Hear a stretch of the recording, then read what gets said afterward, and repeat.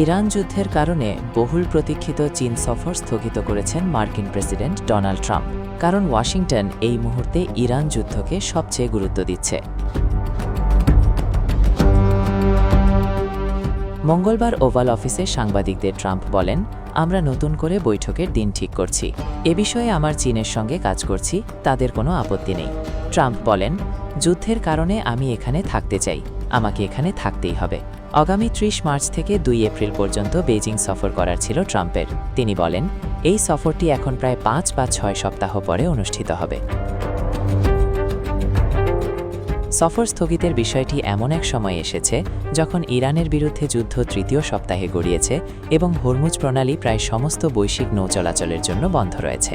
চীনের পররাষ্ট্র মন্ত্রণালয় মঙ্গলবার জানায়, ট্রাম্পের সফরের পরিকল্পনা নিয়ে যুক্তরাষ্ট্র ও চীনের মধ্যে যোগাযোগ অব্যাহত রয়েছে। মার্কিন প্রেসিডেন্ট ট্রাম্প এবং চীনের প্রেসিডেন্ট শি জিনপিংয়ের মধ্যে বাণিজ্য শুল্ক, বিরল খনিজ ও চুম্বকের ওপর চীনের রপ্তানি নিয়ন্ত্রণ থেকে শুরু করে তাইওয়ানের সঙ্গে যুক্তরাষ্ট্রের সম্পর্ক এবং চীনের ফেন্টানাইল রপ্তানি পর্যন্ত বিভিন্ন বিষয় নিয়ে আলোচনা হওয়ার কথা ছিল।